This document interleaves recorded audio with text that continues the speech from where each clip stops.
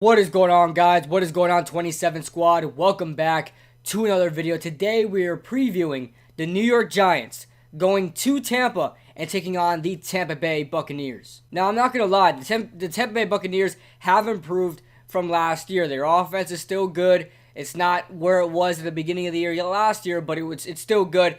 Jameis Winston is still turning the ball over, but the defense, I want to take a note of the Tampa Bay defense, has gotten a lot better.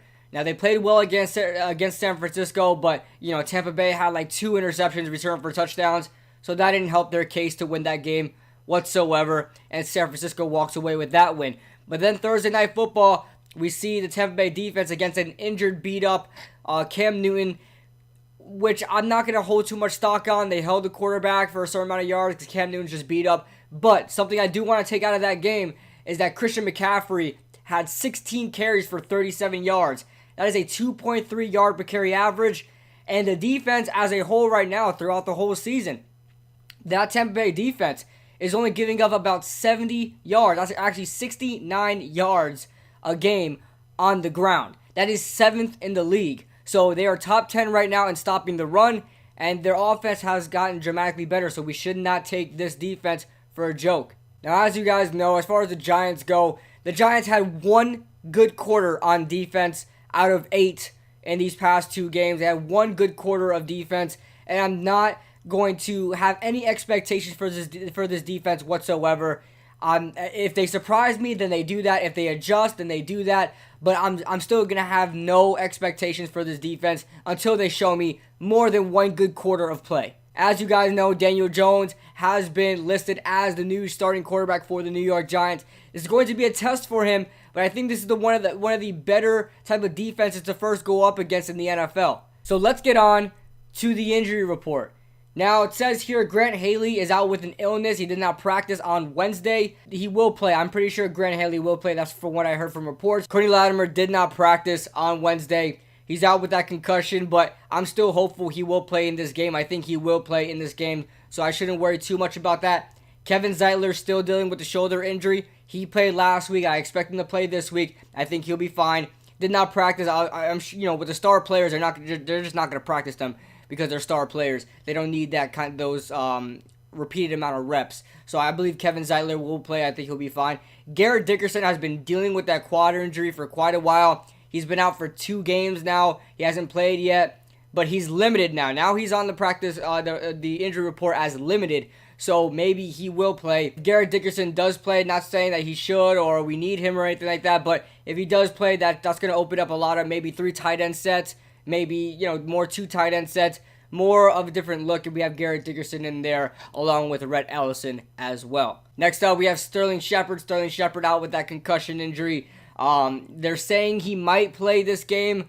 I'm not going to count on it, especially he's one of our best receivers, and he's out with that concussion. I don't think they want to test anything, like I said, so we'll see what happens there. Darius Slayton is limited in practice with a hamstring injury.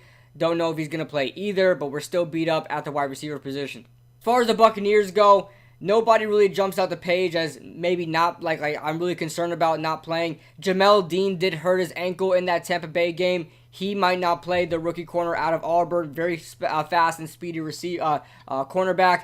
Devin White, the rookie inside linebacker out of LSU, hurt his knee Thursday as well. Did not practice, so maybe he does not play on Sunday. God, I hope not. I just don't want anything to go wrong as far as the Giants offense goes. I need Daniel Jones to show me something, so I hope Devin White doesn't play. Jameis Winston is a full participant with that foot injury. And nobody really jumps out the page as somebody that's not playing. Blaine Gabbert, the backup quarterback, did not practice with a left shoulder. I mean, nobody really jumps out to me and saying, I hope he doesn't play besides Devin White. All right, guys, let's go to my 3 keys to success. Now, as you guys know, I think a lot of you guys really love this segment more than my roster comparison, but this segment you guys like a lot because every time I mention a key for success, it's always vital to the Giants' success. So, or failure, rather, if they don't listen to me. So, let's get on to the 3 keys to success. The first key, let Saquon be Saquon. We have a new quarterback in here now, okay? It's his first time. It's his NFL debut in the regular season. Let Saquon be Saquon. And I'll tell you right now, Now that Daniel Jones is a starter and he's a rookie, inexperienced, I know we're going to see a lot more of Saquon Barkley, whether that's on the ground or through the air. He's going to get a lot more carries, guys. Take the over when you think of 20 touches. Take the over for Saquon Barkley. Key number 2, open up the playbook. Now, you guys just heard me say, let Saquon be Saquon. How can we also use Daniel Jones? Daniel Jones has a skill set that Eli Manning does not have anymore, and that's getting the ball out quickly, making accurate throws, and tight spirals. Daniel Jones has excelled at that and making touch passes and just making all the throws you could possibly think of so far in his play with the Giants. So, Pat Shurmur loves running quick slant, quick passes, the RPO, which is something we don't use with Eli, the RPO option. Make sure you guys open up the playbook. It says, sources say, Pat Shurmur runs the exact same scheme that Daniel Jones fits. You know, he fits in Pat Shurmur's scheme so perfectly. So you could see, I would imagine that Pat Shurmur is going to open up the playbook and really run the plays that he wants his quarterback to run that Eli Manning couldn't. And my last key to success, pass rush. You heard it here first from Janoris Jenkins. Janoris Jenkins came out and said, listen, I can't cover. Nobody can cover a guy for over 10 seconds. It's impossible. I said this on my call-in show. I said, if you have a secondary with Deion Sanders, Champ Bailey, I don't know, Ty Law, Darrelle Revis, and Ed Reed, and Troy Polamalu, these guys, if you have a whole all-star secondary like that, they will be the worst secondary in the league. All those guys will be the worst secondary in the league if you have no pass rush. Absolutely no pass rush, because nobody can hold a receiver for 10 seconds. You just can't. You just can't. There's only so much a corner can do for 10 seconds. So that being said, the pass rush really needs to get there. Capitalize on that offensive line that gave up already 6 sacks so far in these 2 games of the regular season. And Jameis Winston also has a problem turning over the ball still. So, you know, go ahead and if we can get there with a 4-man rush, I'll be extremely happy about that. I'm sure we're going to need a blitz. Ryan Connolly and Tay Davis have been excellent on blitzing from the inside linebacker position, so I expect them to get some blitzes in. Ryan Connolly's been doing great. Love what he's doing. So if you can get there with a 4-man rush, hopefully you can do that. Make Jameis Winston, you know, throw the ball in places that he shouldn't and pick the ball off, get some strip sacks, and that's how we can win the game. All right, guys, let's go on to the roster comparison. Now, everybody's favorite segment here, in which we get to see how good our team matches up with the other. Let's start off with the quarterback position. And listen, I love Daniel Jones. I love him. But you don't know what he's going to be in the regular season when he's playing real, starters, and they're actually playing for their paychecks here. So I have to, by default, I have to give the edge to Jameis Winston. I love Daniel Jones. I think he's great. This is not saying that Daniel Jones is worse than Jameis Winston. It's just that we haven't seen anything from him yet. I have to be completely non-biased and objective here. So I'm going to give the edge at quarterback to the Tampa Bay Buccaneers.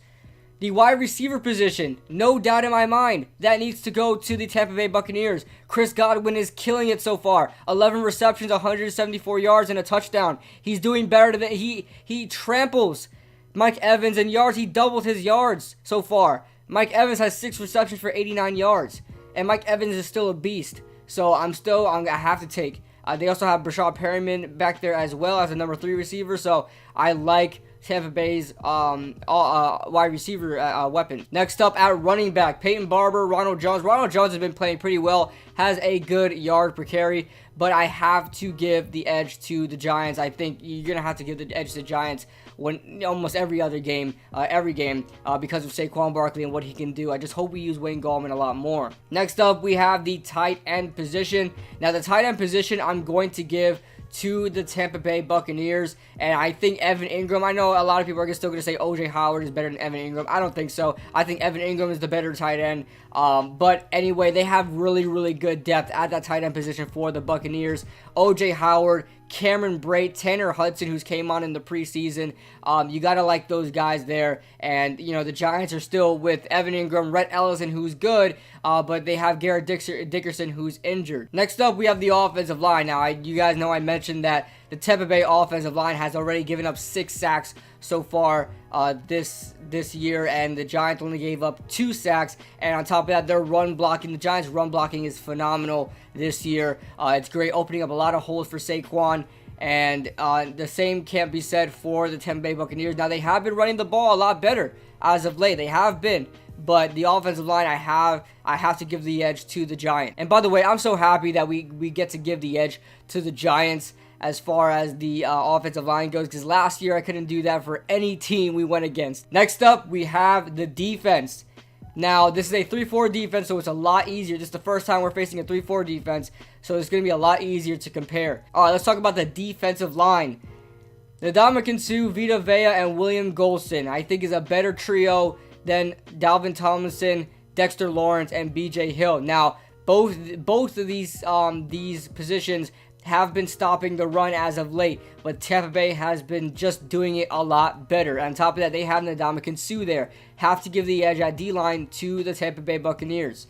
Next up, we have the linebacker position, and the edge rush and the inside linebackers.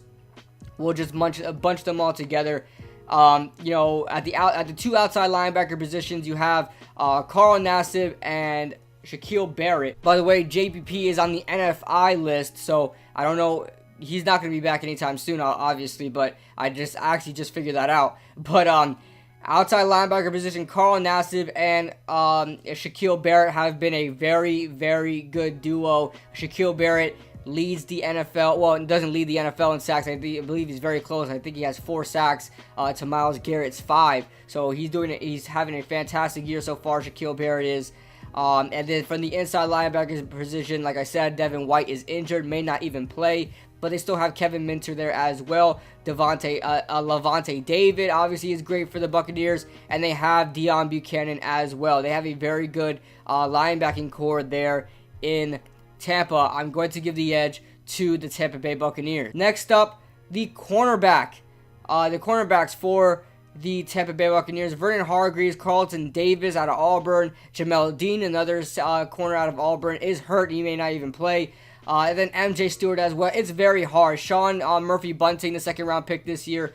It's very hard to because both of these corners are bad. Both of these positions are bad for both of these teams. It's really bad. I really don't like any of these guys.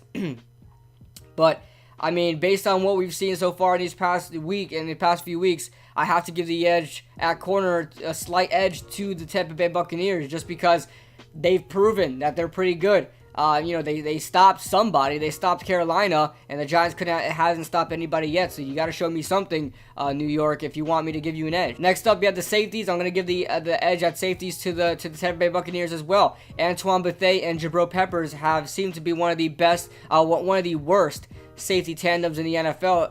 Jabril Peppers looks lost, and Antoine Bethea is just slow. So have to give the edge to the Tampa Bay Buccaneers by default. Mike Edwards out of Kentucky. I hated the Kentucky defensive backs. I don't like Mike Edwards either. But Jordan Whitehead's okay, and Darian Stewart and Andrew Adams is there as well. So they have very good depth at that safety position. So there you have it, guys. Tampa Bay has a lot more edges than I would have thought they would have had. But it's good that we go through these and see who has the edge, who has the better team put in place. And it seems like Tampa has the better team put in place, and that's why, they look a lot better than the New York Giants do right now. So final score prediction, I have to give the Tampa Bay Buccaneers the edge here. I'm going to have them winning the game by like 4 points, 28-24. I think the Tampa Bay Buccaneers will win. That offense is still dynamic. I don't know what we're going to get from Daniel Jones yet. I don't know if he's going to play well or what have you. The defense hasn't shown me anything to be very optimistic about besides 1 quarter of good play. So I have to have the Tampa Bay Buccaneers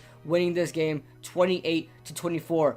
That is my preview. Let me know your thoughts in the comment section below. Leave a like if you guys enjoyed. Subscribe if you guys are new. And let's get this win, baby. Even though I don't have them winning, but let's get this win, guys. Come on, let's get this win.